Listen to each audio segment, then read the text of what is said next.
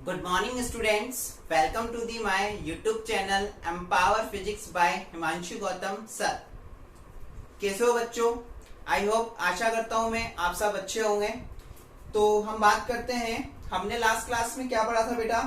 हमने last class में discuss किया था टॉपिक मेथड्स ऑफ चार्जिंग। क्या पढ़ा था? मेथड्स ऑफ चार्जिंग, यानी हिंदी में इसको क्या बोल सकते हैं अपन?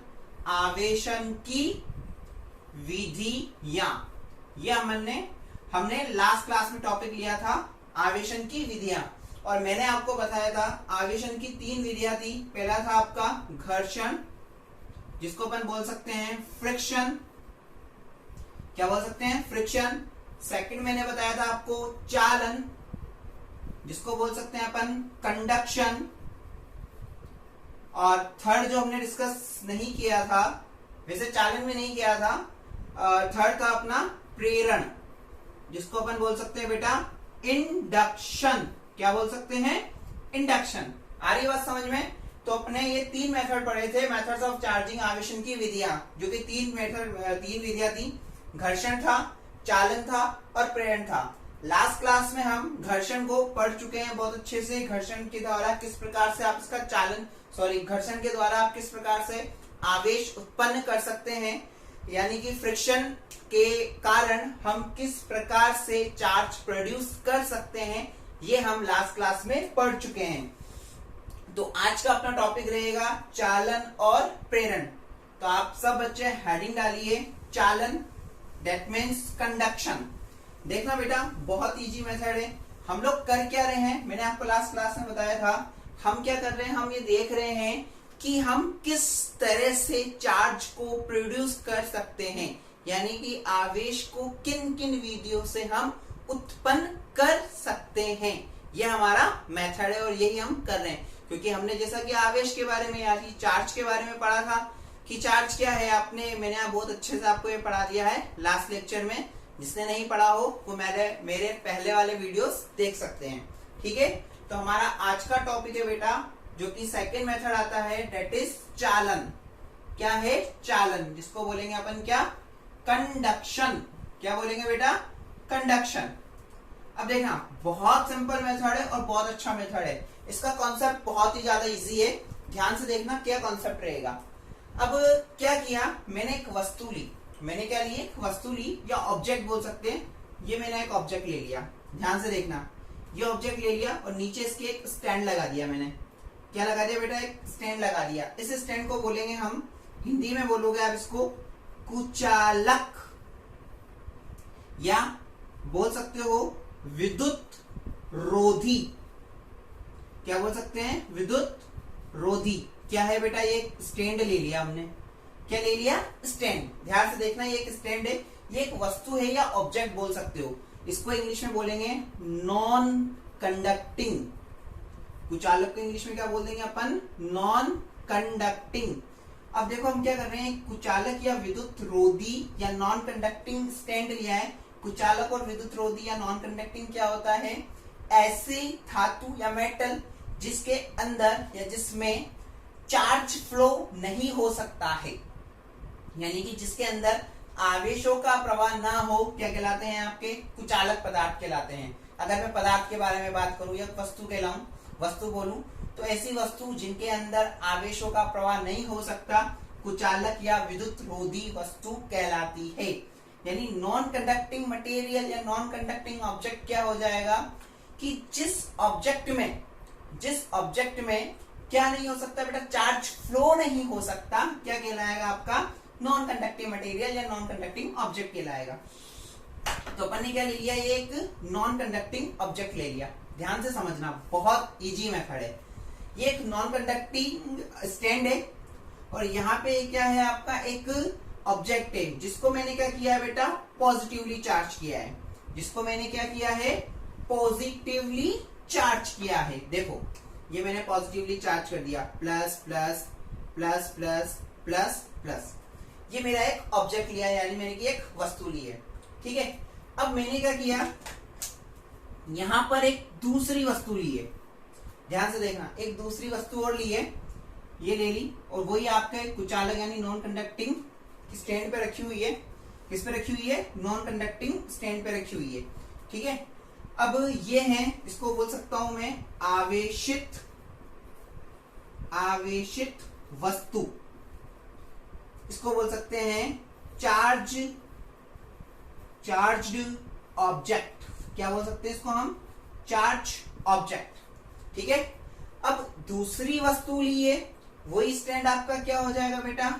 कुचालक स्टैंड है। ये क्या है? कुचालक स्टैंड, या आप क्या बोल सकते हो? Non conducting. क्या बोल सकते हैं हम? Non conducting. आ रही बात समझ में? अब कुचालक स्टैंड क्यों लिया, ये भी रीजन बता दूं, ताकि आपका जो चार्ज है और जो आवेश है वो इसके अंदर फ्लो ना हो और वो सारा का सारा क्या रहे? इस ऑब्जेक्ट के अंदर ही रहे। इसलिए आपने जो लिया है, जो स्टैंड लिया है, वो कैसा लिया है? नॉन कंडक्टिंग या कुचालक लिया है। ठीक है बेटा, ये क्या है? आपकी अनावेशित वस्तु है। कैसी वस्तु है? अनावेशित वस्तु, यानी कि आप क्या बोल सकते हो? Uncharged object. कैसा ऑब्जेक्ट है ये? अनचार्ज्ड ऑब्जेक्ट है। अब हमें क्या करना है? बाय दी कंडक्शन या फिर बाय दी कंडक्टिंग या बाय दी कंडक्शन मेथड के थ्रू हमें क्या करना है? इस अनचार्ज ऑब्जेक्ट को क्या करना है? चार्ज करना है, क्योंकि यही क्या है हमारा? मेथड ऑफ चार्जिंग, उसी का ही पार्ट है। तो हमें कंडक्शन के थ्रू क्या करना है? इस अनचार्ज ऑब्जेक्ट को क्या करना है? चार्ज करना है। यानी कि हमें क्या करना है बेटा? ये जो अनावेशित वस्तु है, इसको चालन की विधि के द्वारा क्या करना है? इसको आवेशित करना है। क्या करना है? आवेशित करना है। तो देखो, अब मैं आपको बताता हूं कि क्या है आपकी आवेशन क्या हो जाएगा, या फिर चालन के द्वारा आप किस प्रकार से इसको आवेशित कर सकते हो। ध्यान से देखना कि क्या है आपका जो चालन मेथड है, वो क्या कहता है कि जब किसी आवेशित वस्तु के पास किसी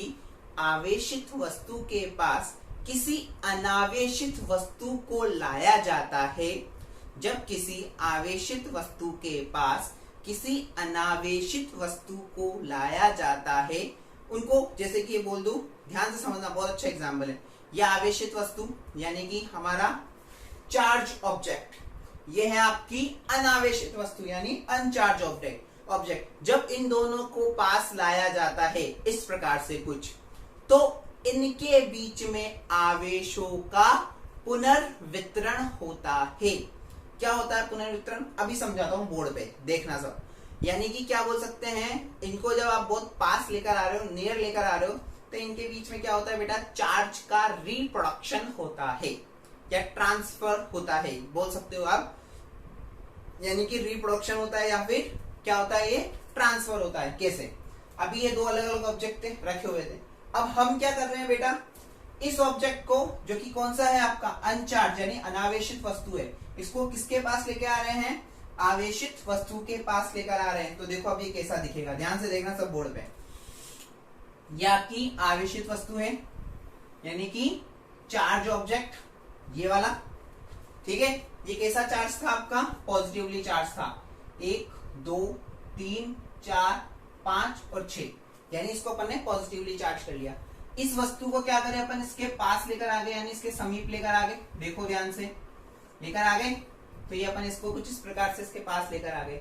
तो अब बाय दी कंडक्शन यानी कि चालन के मेथड के द्वारा क्या होगा? इनमें आवेशों का पुनर्वितरण होगा। क्या होगा? आवेशों का पुनर्वितरण होगा, यानी रिप्रोडक्शन होगा। रिप्रोडक्शन या फिर ट्रांसफॉर्मेशन बोल सकते हो आप, होगा। तो क्या होगा देखना।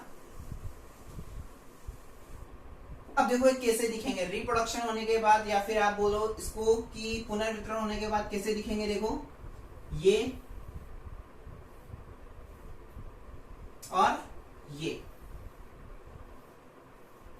जब इसमें पुनर्वितरण हुआ आवेशों का, तो देखो इसके पास कितने आवेश थे? 6।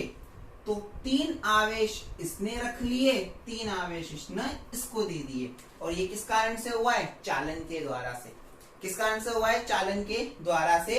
यानी कि 3 चार्ज इसके पास रह गए, 3 इसके पास हो गए, यानी इक्वल डिस्ट्रीब्यूशन हो गया है, यानी कि आपका जो अनावेशित अनचार्ज वस्तु थी वो भी अब क्या हो चुकी है बेटा, चार्ज हो चुकी है। आ रही बात समझ में, यानी वो वस्तु भी क्या हो गई है, चार्ज हो गई है। यही क्या कहलाता है आपका, चालन द्वारा आवेशन कहलाता है।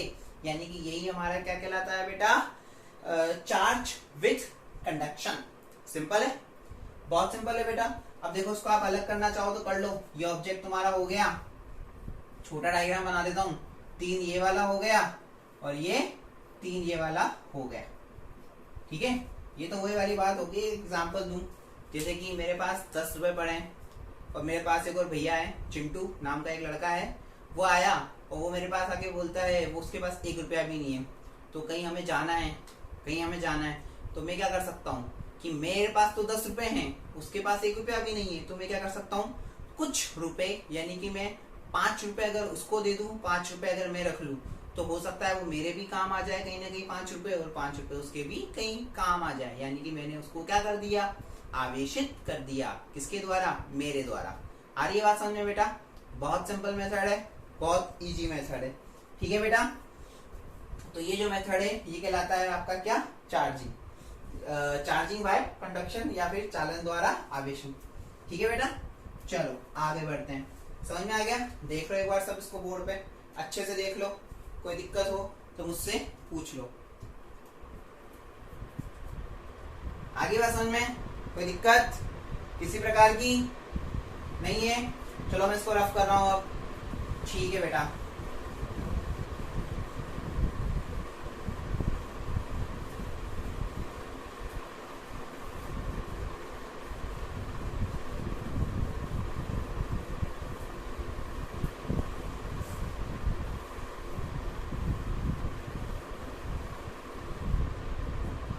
चलो नेक्स्ट मेथड की ओर बढ़ते हैं। हमारा जो नेक्स्ट मेथड था, थर्ड आवेशन की वीडियो के अंदर, वो था आपका प्रेरण। क्या था बेटा, प्रेरण। प्रेरण को क्या बोल देंगे हम, इंडक्शन। क्या बोल देंगे भाई, इंडक्शन।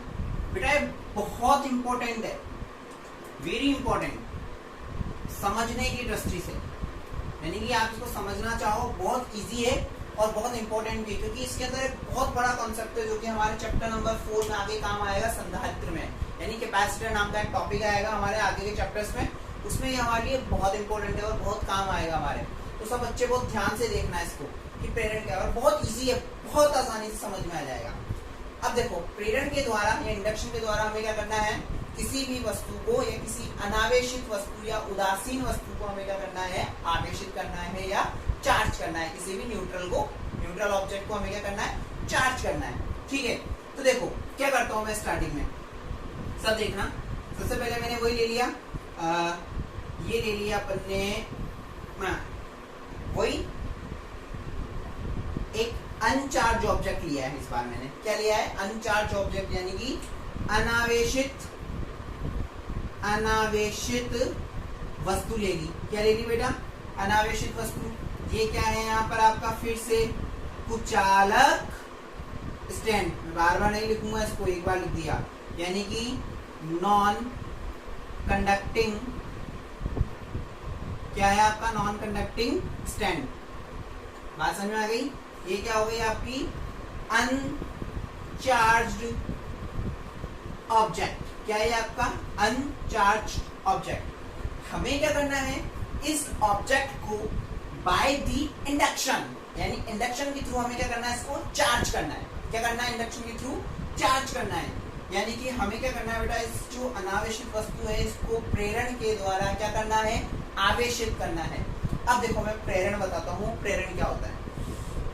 प्रेरण के अंदर क्या, प्रेरण क्या बोलता है कि जब भी किसी अनावेशित वस्तु को, या फिर ऐसा सुन लो, जब भी किसी आवेशित वस्तु के पास किसी अनावेशित वस्तु को लाया जाता है, किसी आवेशित वस्तु के पास किसी अनावेशित वस्तु को लाया जाता है, बट बिना स्पर्श कराए, यदि अनावेशित वस्तु में विपरीत प्रकृति का आवेश उत्पन्न हो जाए, तो यह विधि क्या कहलाती है, आपकी प्रेरण कहलाती है। क्या कहलाती है ये विधि? आपकी प्रेरण कहलाती है। दोबारा सुनो, जब किसी आवेशित वस्तु के पास किसी अनावेशित वस्तु को लाया जाए बट ये लेकिन बिना स्पर्श कराए यदि अनावेशित वस्तु विपरीत प्रकृति से आवेशित हो जाए तो यह विधि क्या कहलाती है? आपकी प्रेरण कहलाती है। क्या है बेटा? सिंपल सा मेथड है, ध्यान से सुनना। कोई ये मैं बोलूं कि ये आपका चार्ज ऑब्जेक्ट है। कौन सा ऑब्जेक्ट है? Charge object. ये है तुम्हारा अनचार्ज ऑब्जेक्ट। यानी कि आप क्या कर रहे हो, जब किसी चार्ज ऑब्जेक्ट के पास किसी अनचार्ज ऑब्जेक्ट को लेकर आए लेकिन इन दोनों को हम टच ना कराएं, इन दोनों के बीच में कुछ ना कुछ गैप है, देखो टच नहीं हो रहे हैं, इन दोनों को बिना टच कराए यदि अनचार्ज ऑब्जेक्ट में डिफरेंट नेचर का चार्ज प्रोड्यूस हो जाए। फॉर एग्जाम्पल, ये अगर पॉजिटिवली चार्ज है तो ये क्या हो जाए, इसको बिना टच कराए इसमें अगर नेगेटिव चार्ज प्रोड्यूस हो जाए तो यह मेथड क्या कहलाता है? आपका चार्जिंग विद प्रेरण या चार्जिंग बाय प्रेरण। आगे बात समझ में? अब ये सब कैसे होगा? इंटरेस्टिंग सी बात है, सुन के अच्छा लगा रहा है सर। विपरीत प्रकृति का आवेश यानी डिफरेंट नेचर्स का चार्ज प्रोड्यूस हो रहा है, कैसे हो रहा है सर? करके बताओ। बहुत जल्दी से, हमारी इच्छा है जानने की। सुनो बेटा, देखते हैं अपन। ध्यान से देखना बोर्ड पे, मैं ये सब चीजें हटा रहा हूँ जो लिखी हुई है, ठीक है? आपने देख ली, समझ ली क्या क्या है ये, तो मैं इनको हटा रहा हूँ। ये हटा दिया क्योंकि मुझे बोर्ड की जरूरत पड़ेगी। थोड़ा लंबा प्रोसेस है बट इजी बहुत है, ठीक है? अब देखो, ये क्या था हमारा अनचार्ज ऑब्जेक्ट, ठीक है? इसको लिख देता हूं मैं, अनचार्ज ऑब्जेक्ट, ठीक है? यानी कि अनावेशित वस्तु है। या फिर आप इसको बेटा एक नाम और बोल सकते हो, उदासीन। क्या बोल सकते हो? उदासीन, यानी कि न्यूट्रल। न्यूट्रल का मतलब क्या हो रहा है कि अगर इसमें 5 पॉजिटिव है तो 5 नेगेटिव होंगे, सब एक दूसरे को कैंसिल कर देते हैं, तो क्या हो गया? उदासीन हो गया, न्यूट्रल हो गया, यानी कि ये क्या हो गया? अनावेशित हो गया, यानी कि अनचार्ज हो गया, ठीक है? अब देखो, इसके पास क्या कर रहा हूं मैं, एक रोड लेकर आया मैं। क्या लेकर आया? एक रोड, ठीक है?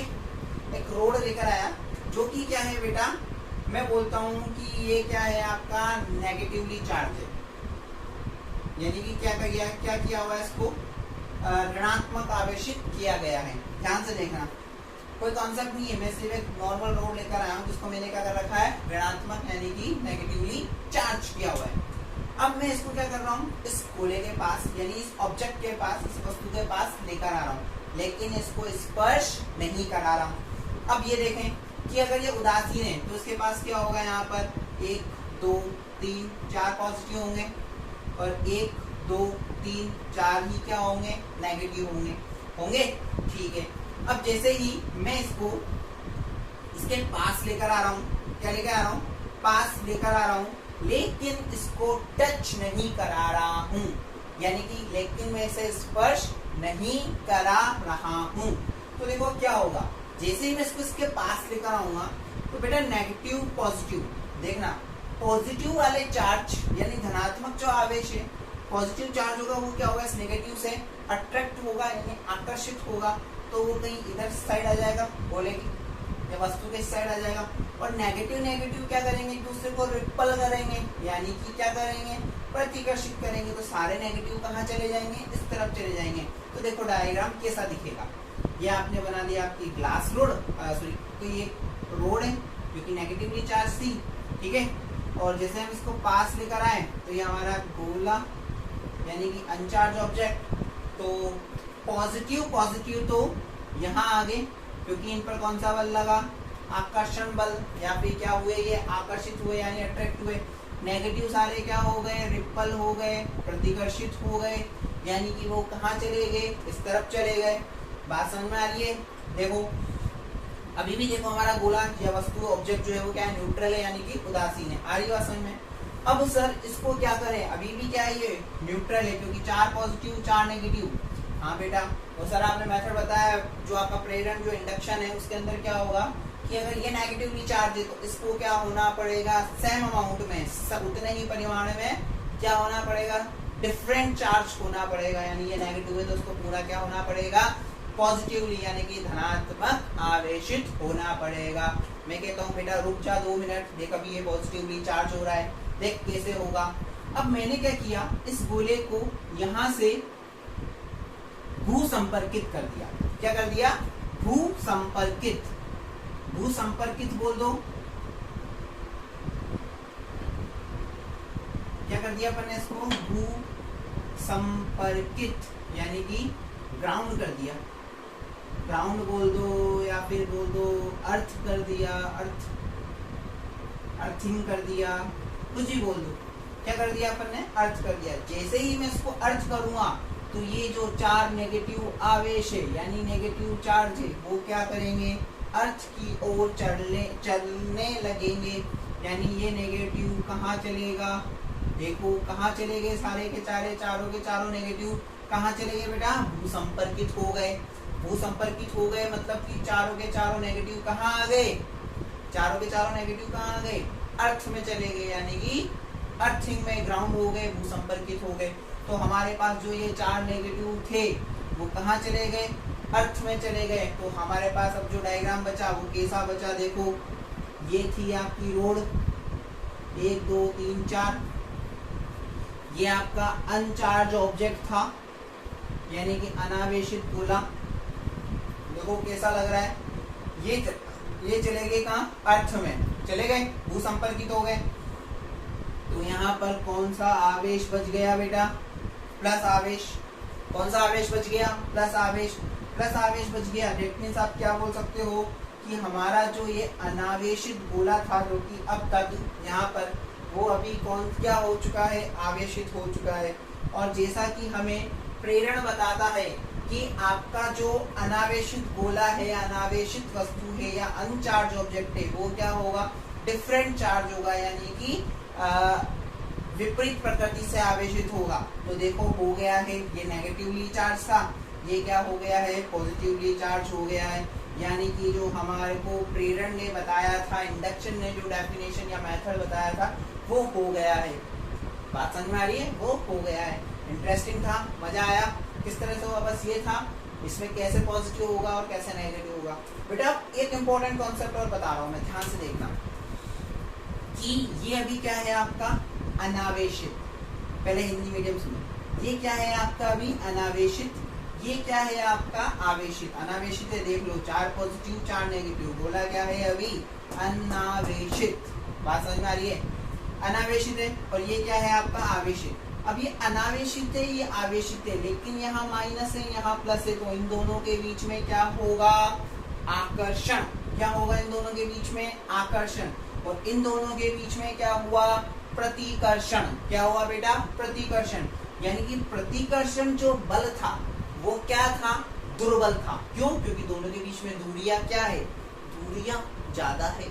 दूरी ज्यादा होगी तो बल भी क्या लगेगा? दुर्बल लगेगा, कम लगेगा। और जो वस्तु पास होगी उस पे बल कैसा लगेगा? ज्यादा लगेगा। यानी कि आपका जो नेट बल है वो कौन सा नेचर का होगा? आकर्षण। क्योंकि इन दोनों के बीच में दूरी क्या है? कम है। तो जो इस मेथड में जो बल लगेगा आपका नेट बल होगा वो कौन से नेचर, कौन सा बल होगा बेटा? बोल सकते हैं हम कौन सा बल होगा? वो आपका आकर्षण होगा। और प्रतिकर्षण बल होना चाहिए था, वो लग भी रहा है, लेकिन वो कौन सा है? दुर्बल होने के कारण जो नेट बल लगता है इस प्रेरण के अंदर वो कौन सा लगता है? कौन सा लगता है? वो लगता है आपका आकर्षण। नेट बल जो होगा बेटा वो कौन सा लग जाएगा? आकर्षण।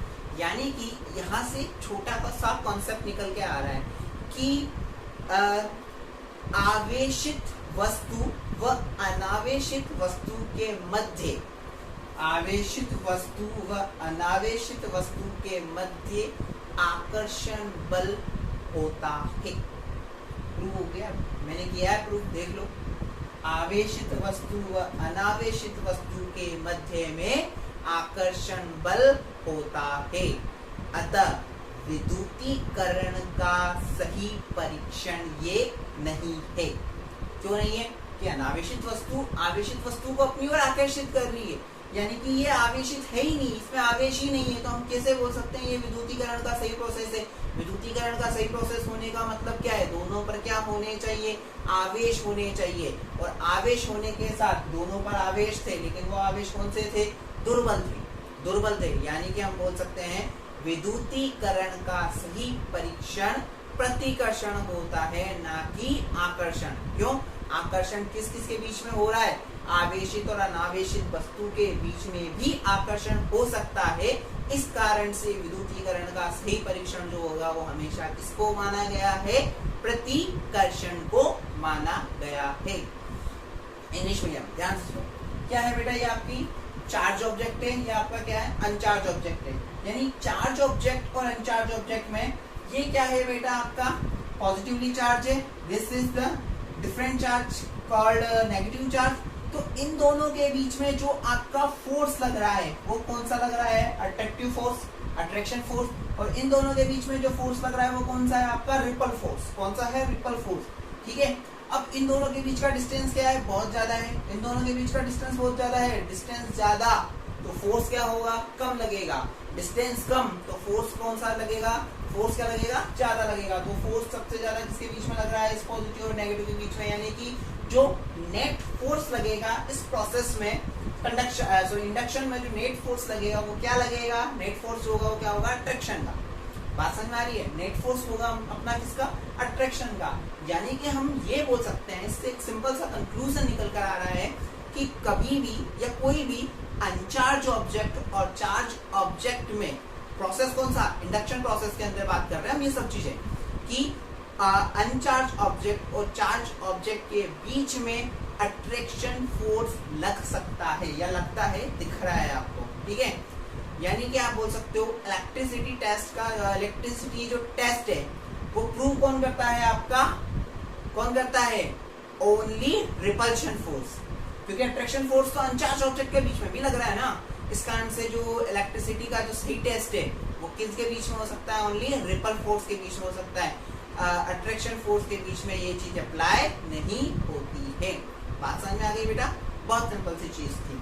और इसको अगर दोबारा देखना हो तो पॉज करके इसको रिवाइंड करना और फिर से एक बार चीजों को देखना, आपको चीज अच्छे से समझ में आ जाएगी। तो देखो प्रेरण के अंदर या इंडक्शन के अंदर क्या हो गया कि दोबारा बताता हूँ, प्रेरण क्या है एक बार शॉर्टकट में, कि जब किसी आवेशित वस्तु के पास किसी अनावेशित वस्तु को लाया जाता है, ब्रैकेट में बहुत इंपॉर्टेंट चीज है, बिना स्पर्श कराए यदि अनावेशित वस्तु समान परिमाण से विपरीत प्रकृति का आवेश उत्पन्न कर लेती है तो यह विधि क्या कहलाती है बेटा, आपकी प्रेरण कहलाती है। आगे बात समझ में, सेम एज इट इज हम संधारित्र में पढ़ेंगे। संधारित्र का सिद्धांत पढ़ाऊंगा मैं, उसमें एज इट इज में संधारित्र बना करके दिखाऊंगा आपको, इसी मेथड से प्लस माइनस से बना करके दिखाऊंगा। ठीक है, सुनो बेटा, इंग्लिश मीडियम इंडक्शन क्या है, यदि आप किसी अनचार्ज ऑब्जेक्ट के पास किसी चार्ज ऑब्जेक्ट को लेकर आते हैं, बट इंपॉर्टेंट चीज, इनको टच कराए बिना, इनको टच नहीं कराना है। अगर अनचार्ज ऑब्जेक्ट में इक्वल मैग्नीट्यूड का डिफरेंट चार्ज प्रोड्यूस हो जाता है, that method is called induction. आगे बात समझो बेटा, तो ये आपके तीन मेथड से मेथड्स ऑफ चार्जिंग यानी आवेशन की विधियों के। पहला था घर्षण जो कि मैंने लास्ट लेक्चर में पढ़ाया था, उसके बाद पढ़ा हमने चालन या कंडक्शन जो कि मैंने अभी पढ़ाया आपको, और तीसरा था आपका प्रेरण या फिर इंडक्शन। तो ये तीन मेथड थे आपके method of charging. I hope आपको ये तीनों के तीनों मेथड बहुत अच्छे से समझ में आए होंगे और बहुत इजी भी है। बेटा कॉन्सेप्ट ध्यान रखना, हमें कुछ भी याद नहीं करना है, रटना कुछ भी नहीं है, हमेशा भी इन मेथड को याद करना है और बहुत इजीली मैंने आपको एग्जांपल दे के समझाए हैं। ठीक है बेटा, देख लो एक बार इसको सब अच्छे से, देख लिया, चलो इसको रफ करते हैं और हम अब आगे नेक्स्ट टॉपिक की ओर बढ़ते हैं।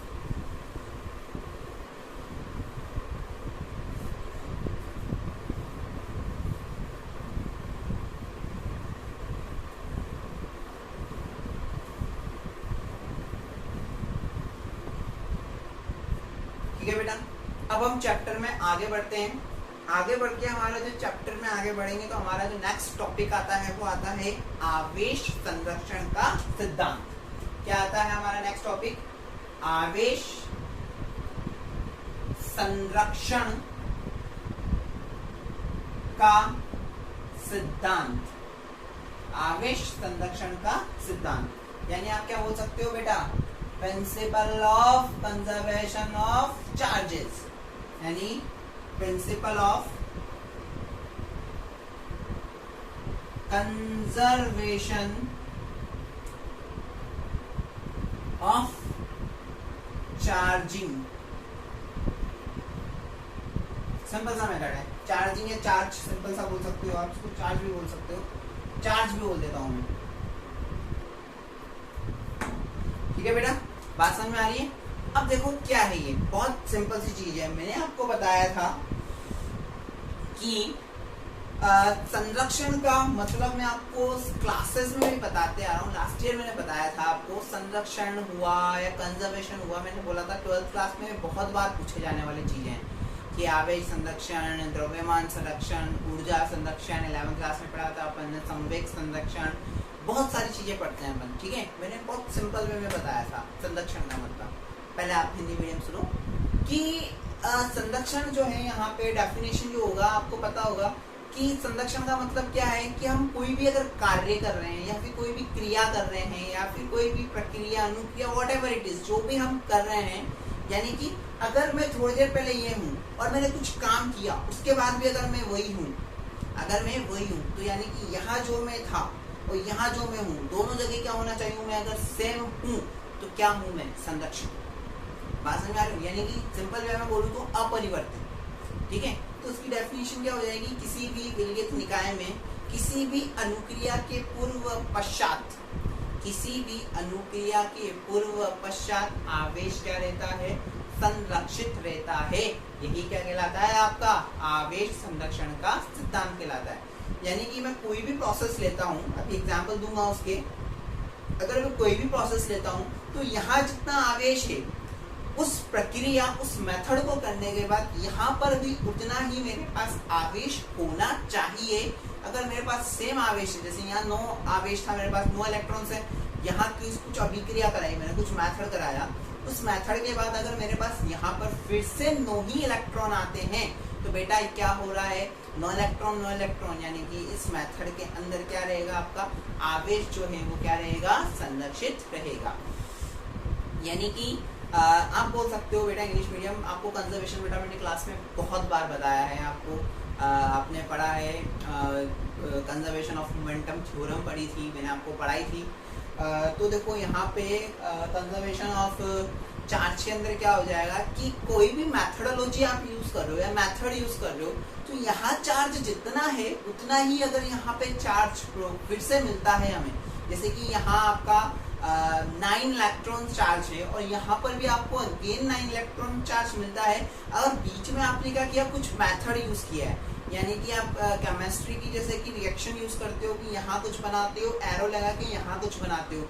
अगर मैं बोलूँ कि यहाँ मेरा जो चार्ज है और केमिस्ट्री की रिएक्शन के बाद मेरा यहाँ जो चार्ज आता है, अगर दोनों सेम है, डेट मीन्स मैं बोल सकता हूँ कि उसके अंदर क्या रहेगा, आपका चार्ज जो है वो क्या रहेगा, कंजर्व रहेगा। आप सिंपल वे में बोल सकते हो process of interaction. Process of interaction कैसे होगा मैं आपको बताता हूँ अभी। तो मेरे ख्याल से समझ में आ गया होगा charge of conservation of charge क्या होगा बेटा, कि किसी भी रिएक्शन, सिंपल वे में, बहुत इजी वे में अगर मैं बताऊँ तो किसी भी रिएक्शन से पहले और रिएक्शन के बाद अगर चार्ज हमें इक्वल मिलता है, सेम मिलता है, डेट मीन्स वहाँ उस मेथड के अंदर हमारा चार्ज क्या रहने वाला है, कंजर्व रहने वाला है, या फिर हम बोले कि वहाँ पर हमारा आवेश जो है क्या रहने वाला है, संरक्षित रहने वाला है। तो देखो इसका बहुत अच्छा सा एग्जाम्पल है। पहला एग्जाम्पल जो मैं लेता हूँ वो एग्जाम्पल आप सबको पता है बेटा। पहला एग्जाम्पल आता है आपका घर्षण। अरे सर घर्षण तो पीछा ही नहीं छूट रहा, बार बार आ जाता है बेटा हर एग्जाम्पल में। घर्षण का बहुत इंपॉर्टेंस है यहाँ पे हमारे। फ्रिक्शन, सर फ्रिक्शन में बताओ कैसे होगा, क्या होगा बेटा, एक मिनट रुक जा बस। मैंने क्या लिया, एक विलगित निकाय ले लिया, क्या ले लिया, कोई इक्विलिब्रियम कंडीशन ले ली, विलगित निकाय ले लिया, ध्यान से देखना, ठीक है। यहाँ पे मैंने क्या लिया बेटा, एक कांच का टुकड़ा या कांच का स्केल है, कांच का टुकड़ा ले लिया, कांच का टुकड़ा, या मैं बोल सकता हूँ रोड ले ली, ग्लास रोड, ध्यान से देखना बेटा, बहुत इजी मेथड है। ग्लास फ्लोर ले लिया, ठीक है, और यहाँ पे क्या है हमारे पास, एक रेशम का कपड़ा। रेशम का नाम लेते ही गाना याद आने लगता है ना, रेशम का कपड़ा। क्या ले लिया मैंने यहाँ पे, एक रेशम का कपड़ा, यानी कि आप क्या बोल सकते हो, सिल्क क्लोथ। क्या ले लिया मैंने, सिल्क क्लोथ, ठीक है। अभी देखो सबसे इंपॉर्टेंट चीज, इस पे चार्ज कितना है, कितना आवेश है इस पे, 0। रेशम के कपड़े यानी सिल्क क्लोथ पे चार्ज कितना है, 0। तो मैं बोलूँगा net charge, total amount, net charge यानी नेट आवेश कितना हो जाएगा बेटा, सिंपल वे में नेट आवेश कितना हो गया आपका, 0 हो गया। अब देखो ये एक प्रोसेस हो गया पहले वाला। अब क्या कर रहा हूं मैं, इनके बीच में क्या कर रहा हूं, घर्षण करा रहा हूं, यानी कि मैं इनके बीच में क्या करा रहा हूं, फ्रिक्शन करा रहा हूं भाई। अब देखो फ्रिक्शन कराने के बाद कैसा दिखता है ये, जैसे मैंने इसको फ्रिक्शन कराया, ये अपना इक्विलिब्रियम बना लिया, अपने विलगित निकाय। जैसे ही मैं ये फ्रिक्शन कराया, इनको घर्षण दिया, आप सबको पता है, बच्चे को पता है, कांच के टुकड़े और रेशम के कपड़े के बीच जब भी फ्रिक्शन होगा या घर्षण होगा तो कांच का टुकड़ा क्या होगा, पॉजिटिवली चार्ज हो जाएगा, यानी कि ये नेगेटिव आवेश क्या दे देगा, रेशम के कपड़े को दे देगा। तो ये क्या हो गया, 1 2 3 चार्ज बोले, यानी कि ये टुकड़ा क्या हो गया, धनात्मक आवेशित हो गया, यानी कि पॉजिटिवली चार्ज हो गया। तो ये अगर इसने इलेक्ट्रॉन इसको दिए, 4 इलेक्ट्रॉन इसको दे दिए, तो ये भैया सिल्क का कपड़ा क्या हो गया, नेगेटिवली चार्ज हो गया। क्या हो गया, ये नेगेटिवली चार्ज हो गया, दिख रहा है, यानी ऋणात्मक आवेशित हो गया। पढ़ाया था मैंने आपको घर्षण में लास्ट क्लास में, जिसने नहीं पढ़ा है फिर से लेक्चर देखो, बहुत अच्छी बात है बेटा, बार बार देखो। ये पॉजिटिवली चार्ज हो गया, ये नेगेटिवली चार्ज हो गया। अब क्या हो रहा है, देखो यहाँ पे देखना आप ध्यान से, कितने हैं धनात्मक आवेश, कितने हैं 4, ऋणात्मक आवेश कितने हैं सर 4, यानी कि 4 positive charge 4 negative charge, result कितना है 0। अरे वाह सर 0, यहाँ पे भी रिजल्ट कितना था 0, यहाँ पे भी रिजल्ट कितना है इतना बड़ा 0, यानी कि यहाँ पे भी चार्ज 0, यहाँ पे भी चार्ज 0। जबकि हमने क्या कराया था इनके बीच में, घर्षण कराया था, फ्रिक्शन कराया था। उसके बाद भी पहले किसी अनुक्रिया या अभिक्रिया से पहले और अभिक्रिया अनुक्रिया के बाद भी चार्ज कितना है, आवेश कितना है 0, यानी कि आप बोल सकते हो कि सर घर्षण के अंदर आवेश संरक्षण का नियम की पालना होती है, यानी फ्रिक्शन जो है वो कंजर्वेशन ऑफ चार्ज क्या करता है, फॉलो करता है। बहुत अच्छी बात, देखो बेटा समझ में आई चीज, सब देखो बोर्ड पे फटाफट से देखो बोर्ड पे, अच्छा सा सुंदर सा मैंने लिखा है, समझाया है, समझ में आ गई बात। चीजों को ध्यान से सुनोगे आपके बात बहुत अच्छे से समझ में आ जाएगी। क्लियर है बेटा, पहला मेथड घर्षण, जल्दी देखो, देख लिया बहुत अच्छे। अब देखो पहला मेथड यानी कि कंजर्वेशन ऑफ चार्ज समझ में आ गया। इसके अंदर फर्स्ट एग्जांपल लिया मैंने फ्रिक्शन, यानी फ्रिक्शन के अंदर आपका चार्ज क्या रहता है, कंजर्व रहता है, आवेश संरक्षण का सिद्धांत मैंने बताया। उसके अंदर पहला एग्जांपल लिया घर्षण, घर्षण के अंदर हमने देखा घर्षण के अंदर क्या होता है, घर्षण जो है सर आवेश संरक्षण के सिद्धांत की पालना करता है। कैसे करता है सर ने बता दिया, अभी वीडियो वापस से रिपीट करके देख लो जिसको समझ नहीं आया।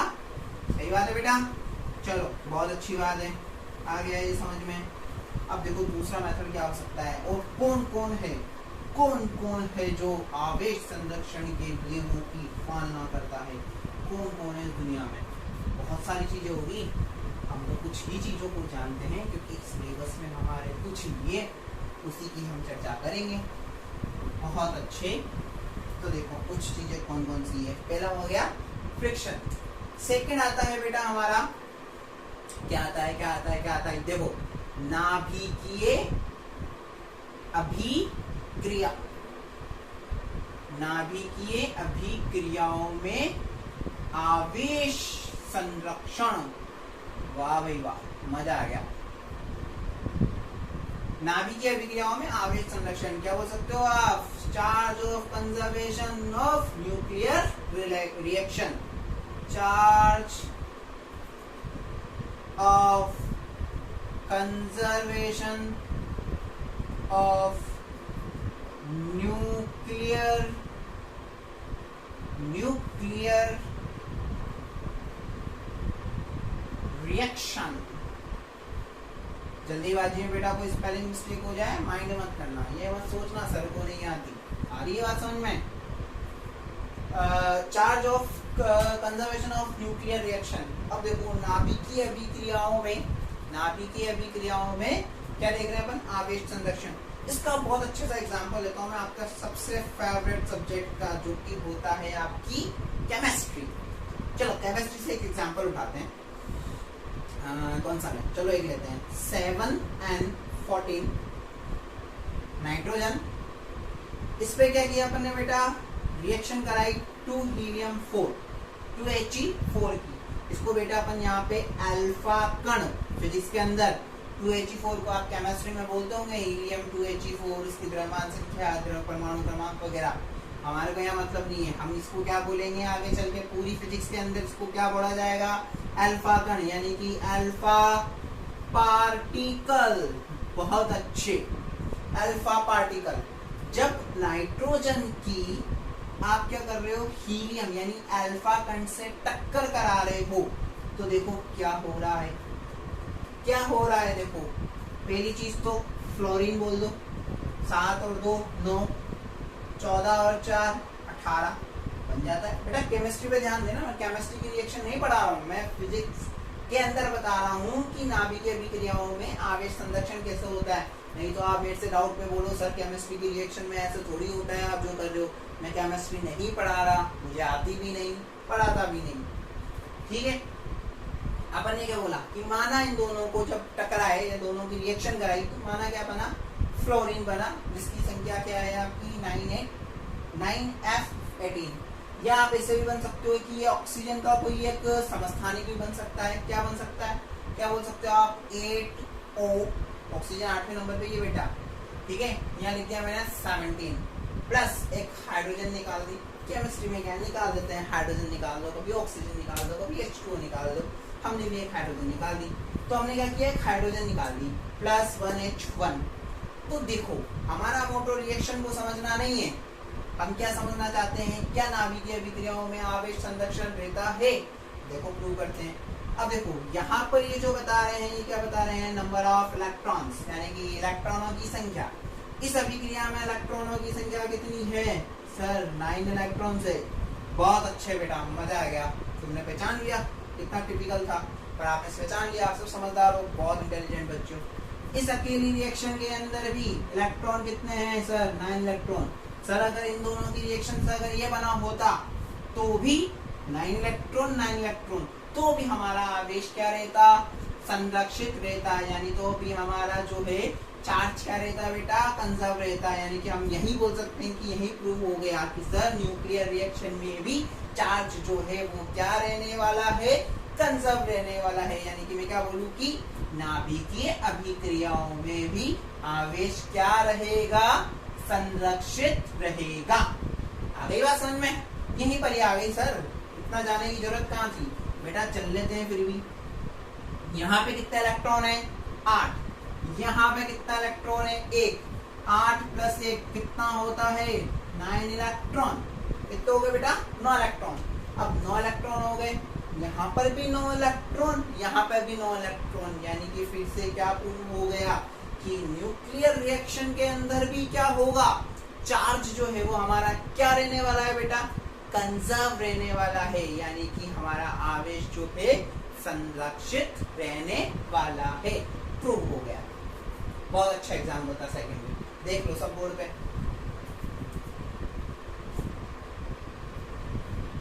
देख लिया? बहुत अच्छे, पोस्ट करके बहुत अच्छे से देख लेना। अब देखो थर्ड मेथड आ रहा है बेटा।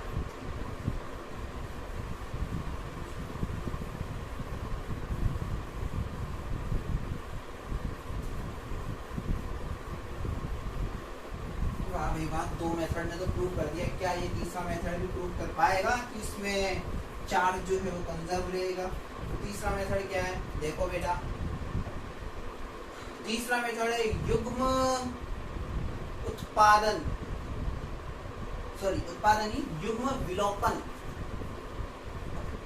युग्म विलोपन अभिक्रिया में या युग्म विलोपन में बोल देते हैं, युग्म विलोपन में आवेश संरक्षण। हरी बात समझे बेटा, युग्म विलोपन में आवेश संरक्षण क्या बोल सकते हैं, conservation of charge in pair production. क्या बोल सकते हैं, पेयर प्रोडक्शन या पेयर प्रोडक्ट, दोनों बोल सकते हैं। यानी कि युग्म विलोपन अभिक्रिया में आवेश संरक्षण या फिर conservation of charge in pair production या पेयर प्रोडक्ट।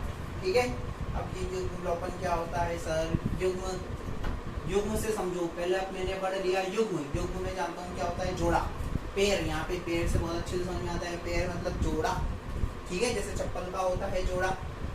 यानी कि अपन यहाँ देखेंगे कोई जोड़ा है या कोई पेयर है, यानी एक नेगेटिव है और एक पॉजिटिव है, वो दोनों मिलकर क्या आवेश को संरक्षित रख पाते हैं, क्या चार्ज को कंजर्व रख पा रहे हैं या नहीं। तो देखो इसके लिए ये सब मेथड है ना, कंजर्वेशन ऑफ चार्ज के बारे में बताने वाले वो थे अपन जो फर्स्ट लेक्चर में पढ़ा था, बेंजामिन फ्रैंकलिन। किसने बताया था इसके बारे में, ये सारे जो टेस्ट है, सारे जो ये जितने भी विधियां हैं, ये सब बताइए, सब टेस्ट किसने करे, अपन ने बेंजामिन फ्रैंकलिन ने बताए, जिन्होंने आवेश के बारे में बताया था। ठीक है, तो उन्होंने ही ये सारे टेस्ट किए हैं, सब रिजल्ट उन्होंने निकाल के दिए। तो इन्होंने क्या किया, एक निकाय ले लिया, इक्विलिब्रियम, सिंपल वे में बोले तो यहाँ पे क्या किया बेटा, एक ले लिया इन्होंने इलेक्ट्रॉन। क्या ले लिया, इलेक्ट्रॉन, इसको बोलेंगे अपन इलेक्ट्रॉन। बहुत अच्छे, इलेक्ट्रॉन, बहुत बढ़िया। और एक ले लिया इलेक्ट्रॉन में, देखो क्या होता है, -1 E0। ठीक है, अगर मैं इसको ऐसे लिख दूं +E0, सर ये तो पॉसिबल ही नहीं है, +E0 होता ही नहीं है। इलेक्ट्रॉन के पास आपने बताया, हमने बचपन से पढ़ा है, इलेक्ट्रॉन के पास कौन सा चार्ज होता है, नेगेटिव चार्ज। तो बेटा ये इलेक्ट्रॉन नहीं है, ये हमारी फिजिक्स के अंदर एक नया तत्व है, नया प्रोडक्ट है, जिसको क्या बोला गया है, पॉजिट्रॉन। क्या बोला गया है, पॉजिट्रॉन। क्या बोल सकता है इसको, पॉजिट्रॉन। आ रही बात समझ में, क्या बोल सकते हैं, पॉजिट्रॉन। यानी अब क्या करा रहे हैं अपन बेटा, एक निकाय लिया है आपने, एक इक्विलिब्रियम लिया है, उसके अंदर क्या लिखा है आपने, एक इलेक्ट्रॉन लिया है और एक क्या लिया है, पॉजिट्रॉन लिया है। हटा देते हैं, क्रिया करेंगे सिंपल।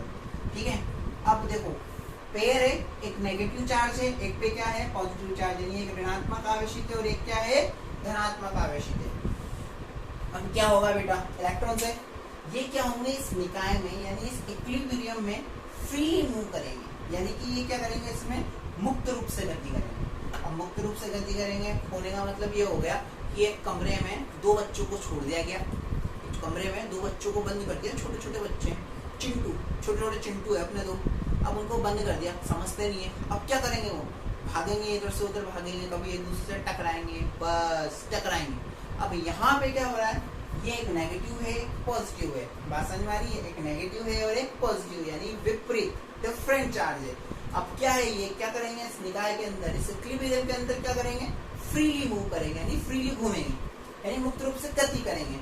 अब मुक्त रूप से गति करेंगे तो क्या होगा, एक दूसरे से टकराएंगे, जैसे ही एक दूसरे से टकराएंगे सेम अमाउंट है, बस चार्ज डिफरेंट है, तो ये क्या करेंगे, ये माइनस इस प्लस को क्या कर देगा, कैंसिल। तो अभी रिजल्ट कितना है आपके पास, कितना आवेश है अभी इसके पास, माइनस और प्लस आवेश, चार्ज कितना है सर, 0। बहुत अच्छे बेटा। जब इन्होंने क्या करी, मुक्त रूप से गति करी, मुक्त रूप से गति करी, मुक्त रूप से गति करने के बाद देखो चार्ज कितना आ रहा है, ध्यान से देखना। मुक्त रूप से जब गति करेंगे तो एक दूसरे से टकराएंगे, ये एक दूसरे से टकराए, और जैसे ही एक दूसरे से टकराएंगे रिजल्ट कितना आ जाएगा, रिजल्ट कितना आ गया, 0। 0 तो रिजल्ट आ गया, लेकिन क्या होगा, इससे बहुत ज्यादा अमाउंट में एनर्जी निकलेगी, और वो एनर्जी निकलेगी फोटोन के रूप में, यानी कि इससे क्या निकल जाएंगे, 2 गामा फोटोन निकल जाएंगे। क्या होंगे, जब एक दूसरे से टकराएंगे तो क्या होंगे, इसमें से 2 गामा फोटोन निकल जाएंगे। क्या निकल जाएंगे, 2 गामा फोटोन। फोटोन क्या होता है बेटा, आगे तो बहुत अच्छे से पढ़ेंगे, ये बहुत आगे आएंगे अपने, लेकिन फोटोन के बारे में आपको बता दूं, that is the packets of bundles. यानी कि ऊर्जा के छोटे छोटे packets of bundles of energy या फिर पैकेट्स ऑफ एनर्जी की मतलब ऊर्जा के छोटे छोटे बंडल्स जो है वो क्या कहलाते हैं, आपके फोटॉन कहलाते हैं। यानी बंडल्स ऑफ एनर्जी, छोटी एनर्जी जो है ना उसको अलग अलग कर दिया गया है। ये थोड़ी सी एनर्जी, फिर छोटी सी एनर्जी, फिर थोड़ी सी एनर्जी, यानी ये इसका अगर आपने बंडल बना लिया, यानी कि ऊर्जा के छोटे छोटे पैकेट्स जो है वो क्या कहलाते हैं, आपके फोटॉन्स कहलाते हैं। आगे बात समझें तो बेटा अक्सर फोटॉन तो निकले ना, फिर को टकराया तो फिर ये चार्ज जीरो क्या हुआ बेटा, जो फोटॉन है वो क्या होता है, उदासीन होता है। क्या होता है, उदासीन, उस पर कोई भी आवेश नहीं होता। यानी कि अभी भी हमारे पास जो आवेश उपस्थित है वो कितना है, 0। यानी कि क्या समझ में आ रही है बात कि सर जब ये टकराए नहीं थे, टक्कर से पहले भी आवेश कितना था, 0। टक्कर यानी कोलिजन, कॉलिजन से पहले भी चार्ज कितना, 0। आफ्टर कोलिजन में चार्ज कितना, 0। यानी कि हम क्या बोल सकते हैं, पेयर प्रोडक्शन भी जो है वो किसको फॉलो करता है, कंजर्वेशन ऑफ चार्ज को। यानी कि युग्म विलोपन अभिक्रिया भी क्या करती है बेटा, युग्म विलोपन अभिक्रिया में भी आवेश जो है वो हमारा क्या रहता है, संरक्षित रहता है। बात समझ में आ गई, बहुत सिंपल सी चीज है। अब इसमें एक बहुत इंपॉर्टेंट बात बता रहा हूँ मैं आपको, ठीक है, बहुत इंपॉर्टेंट है। हालांकि ये चीज आएगी हमारे आगे चैप्टर में, यानी फिजिक्स सेकंड वाले पार्ट में आएगी, लेकिन मैं यहाँ से छोटा सा कीड़ा मतलब कंक्लूजन निकाल के तुम्हें दे रहा हूँ कि मेरे माइंड में आया, इससे बता रहा हूँ। सुनो क्या आया कि सर जब इलेक्ट्रॉन का मास होता है, ऑफकोर्स होता है बेटा, सर पॉजिट्रॉन का मास प्लस ये इसका भी मास होता है, ऑफकोर्स होता है बेटा। अब इसका भी मास होता है, इसका भी मास होता है, सेम मास, ठीक है। इसका तो इलेक्ट्रॉन का मास, इसका पॉजिट्रॉन यानी प्लस में जो चार्ज होता है उसका मास ले लेंगे हम, यानी कि मास है। इधर मास कितना है, कुछ ना कुछ है, लेकिन इधर कुछ भी नहीं बचा, यानी कि इधर मास कितना, 0। इधर मास कितना, यानी इधर द्रव्यमान कितना, 0। उधर कुछ ना कुछ द्रव्यमान, इलेक्ट्रॉन का द्रव्यमान होता है। आपको बताया था इलेक्ट्रॉन का द्रव्यमान कितना होता है, 9.1 × 10⁻³ किलोग्राम, पता है आपको, बता चुका हूँ मैं। तो इसका कुछ ना कुछ द्रव्यमान है, लेकिन इसका कुछ भी द्रव्यमान नहीं है। हालांकि ये आवेश संरक्षण के नियम की पालना तो कर रहा है, क्योंकि आवेश कितना, 0, इधर भी कितना, 0। हालांकि ये कंजर्वेशन ऑफ चार्ज को तो फॉलो कर रहा है, लेकिन मैं जो बताना चाह रहा हूँ वो क्या है कि इधर मास कितना, कुछ ना कुछ है मास। सर इलेक्ट्रॉन का ले लो ना, इलेक्ट्रॉन को कंसीडर करते हैं 9.1 × 10⁻³ किलोग्राम, लेकिन क्या इधर मास, सर इधर कुछ है ही नहीं। फोटोन क्या है, मासलेस, इसका कोई द्रव्यमान रहित, यानी कि द्रव्यमान रहित है, उदासीन कण है, इसका कोई द्रव्यमान भी नहीं होता, आवेश भी नहीं होता। अरे तेरी की, यानी इधर द्रव्यमान है, इधर द्रव्यमान नहीं है, तो द्रव्यमान गया कहाँ, यानी कि ये द्रव्यमान संरक्षण के नियमों की पालना नहीं कर रहा है। बात समझ में आ रही है, समझ में आ रहा है चीज, यानी कि ये द्रव्यमान संरक्षण के नियमों की पालना नहीं कर रहा है, यानी कि मास और कंजर्वेशन ऑफ मास को फॉलो नहीं कर रहा है, क्योंकि इधर मास है, इधर नहीं है। तो सर इधर मास था पर इधर मास नहीं है, तो इधर वाला मास गया कहाँ, क्या निकला बेटा, फोटॉन। और फोटॉन जो निकलता है वो किस रूप में निकलता है, एनर्जी के रूप में। किस रूप में निकलता है, एनर्जी के रूप में, यानी कि किस रूप में निकल जाएगा, ऊर्जा के रूप में निकल के चला जाएगा। यानी कि जो मास था वो इस रिएक्शन के बाद किस में कन्वर्ट हो गया, एनर्जी के रूप में। यानी कि द्रव्यमान जो है वो इधर जाके किस में कन्वर्ट हो गया, ऊर्जा के रूप में। सर एक और दिमाग खराब करने वाली बात बता दी आपने लोग, अभी तो मास का ही पता नहीं था, द्रव्यमान का पता नहीं था, अब नई चीज ऊर्जा भी आ गई। अब अगर इधर ऊर्जा है तो इधर ऊर्जा नहीं है, इसका मतलब क्या हो गया, यदि इधर एनर्जी है तो इधर एनर्जी नहीं है। इसका मतलब सर कि बेटा ये ऊर्जा संरक्षण के नियम की भी पालना नहीं कर रहा है, मतलब ये कंजर्वेशन ऑफ एनर्जी को भी फॉलो नहीं कर रहा है। और क्या बताना चाहते थे और क्या क्या बता के कहाँ उलझा दिया आपने, बेटा उलझाया नहीं है, मैं तो बता रहा हूँ जो इससे कंक्लूजन निकल के आता है, मुझे जितना समझ आता है कि ऐसा ऐसा होना चाहिए था पर ये नहीं हो रहा है। तो सर इधर मास है, इधर एनर्जी है, इधर एनर्जी है, इधर मास नहीं है, सॉरी इधर एनर्जी नहीं है, तो गई कहाँ है, इधर का मास गया कहाँ और एनर्जी आई कहाँ से, या इधर एनर्जी है तो इधर की एनर्जी गई कहाँ पे। बेटा सुनो, कितना सिंपल था आंसर है। हुआ क्या, इसके पास मास था, इधर वाले के पास मास था यानी द्रव्यमान था, लेकिन जब ये मुक्त रूप से गति करते हुए आपस में टकराए, आपस में इनके बीच में कॉलिजन हुआ, तो कॉलिजन होने से क्या हुआ, ब्लास्ट बोल सकते हो, ब्लास्ट। और ब्लास्ट होते ही वो जो टकराए थे, रिजल्ट तो कितना आ गया, 0, लेकिन वो जो मास था वो किस में कन्वर्ट हो गया, एनर्जी में कन्वर्ट हो गया। किस में कन्वर्ट हो गया, एनर्जी में कन्वर्ट हो गया। तो इधर मास है और इधर क्या है, एनर्जी। और ये बताता है, इसके बारे में बताता है हमें द्रव्यमान ऊर्जा संरक्षण का नियम। कौन बताता है, द्रव्यमान ऊर्जा संरक्षण का नियम। द्रव्यमान ऊर्जा संरक्षण का नियम है जो क्या कहता है, पहले हिंदी मीडियम सुनो, कि जब भी कोई द्रव्यमान नष्ट होता है तो वो किसके रूप में परिवर्तित हो जाता है, तो वह ऊर्जा के रूप में परिवर्तित हो जाता है। बात समझ में आई, देखो जब भी कोई द्रव्यमान नष्ट हुआ तो किसके रूप में परिवर्तित हो गया, ऊर्जा के रूप में परिवर्तित हो गया। यानी इसका रीजन क्या हुआ, इसका रीजन हुआ बेटा इसने एक चीज फॉलो किया, यानी इधर मास है इधर एनर्जी है, यानी कि एक कन्वर्जन को फॉलो करता है, कंजर्वेशन को, that is called conservation of mass energy theorem, जो हम आगे पढ़ेंगे। ये भी आगे आएगा हमारे, बहुत डिटेल में आएगा, बहुत अच्छे से पढ़ाऊंगा। और उस वक्त तो बहुत ज्यादा टॉपिक रहेगा तो बहुत अच्छे से पढ़ेंगे, कैसे होगा, क्या हुआ, कैसे निकल कर आया। अभी बस इंट्रोडक्शन दे रहा हूँ। मास एनर्जी थ्योरम है या फिर conservation of mass energy theorem. इसमें क्या बताता है कि जब भी कोई मास डिस्ट्रॉय होता है, जब भी कोई मास डिस्ट्रॉय होता है, ये टकराया डिस्ट्रॉय हुआ, तो डिस्ट्रॉय होने के बाद वो मास जो है वो एनर्जी में कन्वर्ट हो जाता है। क्या हो जाता है बेटा, एनर्जी में कन्वर्ट हो जाता है। तो यहाँ पे भी वही हुआ है, जो हमारा मास है वो किस में कन्वर्ट हो गया है, एनर्जी में कन्वर्ट हो गया है। दैट मीन्स मास कहाँ चला गया, एनर्जी में कन्वर्ट हो गया। उसी प्रकार यहाँ एनर्जी है, यहाँ मास है, तो यहाँ से अगर ऐसा आएंगे तो एनर्जी है वो किस में कन्वर्ट हो जाएगी, मास में कन्वर्ट हो जाएगी। बेटा दोनों ही चीजें बताता है आपका द्रव्यमान ऊर्जा संरक्षण का नियम। और इस द्रव्यमान ऊर्जा संरक्षण, द्रव्यमान ऊर्जा संरक्षण यानी कि कंजर्वेशन ऑफ मास एनर्जी, इसके बारे में बताने वाले थे हमारे परम पिता of physics, that is the Einstein. किसने बताया था इसके बारे में, तो वो मार्क गिर गया। किसने बताया था बेटा, आइंस्टीन ने। बात समझ में आ रही है, किसने बताया था, आइंस्टाइन ने बताया था।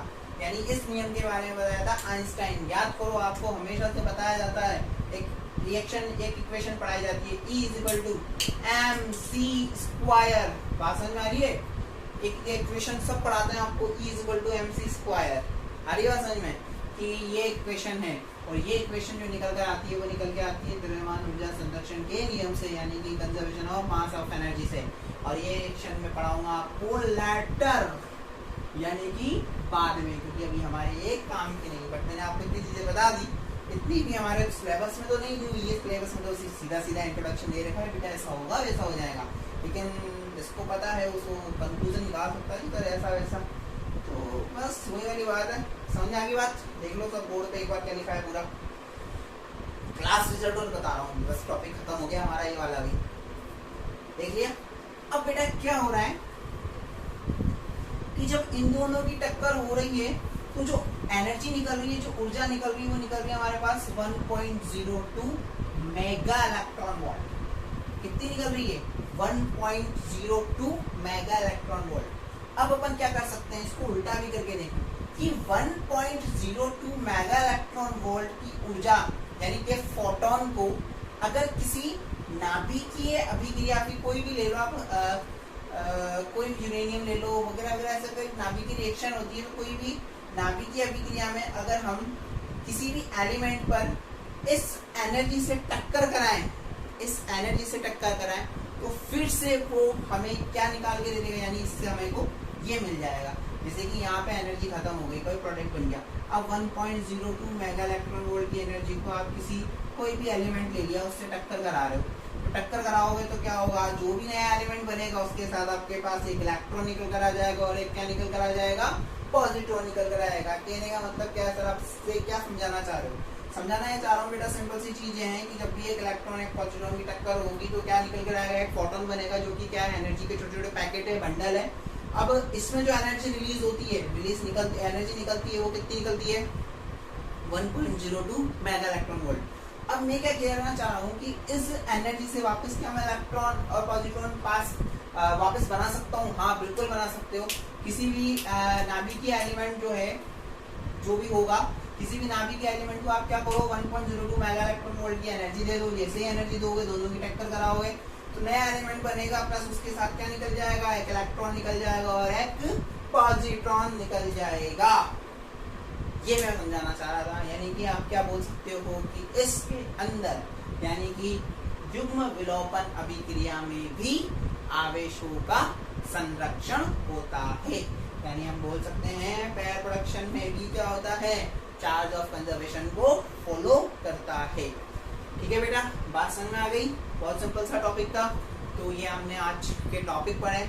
आशा करता हूँ कि आपको ये टॉपिक समझ आए होंगे और इन टॉपिक्स को आप एक बार ही बार बार देखें। आपको बहुत लंबा टाइम मिलता है फिजिक्स के लेक्चर का, वेट करते हो आप कि कब नेक्स्ट लेक्चर आएगा। सब बच्चे मेरे को मैसेज भी करते हैं, आप लोग बहुत अच्छे से वर्क भी कर रहे हो, लेकिन कुछ स्टूडेंट्स हैं जो मेरे को नोट्स नहीं भेजते हैं। तो आपकी रेस्पॉन्सिबिलिटी बनती है कि आप प्रॉपर वे में सीरियस होकर सब कॉपी करके समझ करके, कोई डाउट्स हो तो पूछिए, नोट्स आप मुझे भेजिए। इंग्लिश मीडियम में भी कुछ बच्चे नहीं भेज रहे हैं और हिंदी मीडियम में बहुत सारे बच्चे नहीं भेज रहे हैं। तो आप लोग प्रॉपर नोट्स बनाइए और आप इनको पढ़िए। आपके पास काफ़ी टाइम है। वीडियोस को एक बार देखो, 2 बार देखो, 3 बार देखो, 4 बार देखो, देखते रहो। यूट्यूब पे कुछ और वीडियो देखने से अच्छा है पढ़ाई वाले वीडियो देखो, काम ही आएंगे, हमें और अच्छे से समझ में आएगा। ऐसा नहीं है कि आज नया वीडियो अपलोड हो गया तो पहले वाले वीडियो को छोड़ दोगे, नहीं, पहले वाले वीडियो भी देखते रहो कि वापस रिवीजन भी हो जाएगा, बहुत अच्छे से बात समझ भी आ जाएगी, प्रैक्टिस भी करते रहो जो पढ़ाया जा रहा है। आ रही बेटा बात समझ में? तो ये हमने आज टॉपिक पढ़ा। नेक्स्ट टॉपिक रहेगा हमारा और अच्छा इंटरेस्टिंग टॉपिक है, तो हम नेक्स्ट क्लास में पढ़ेंगे। थैंक यू सो मच बेटा।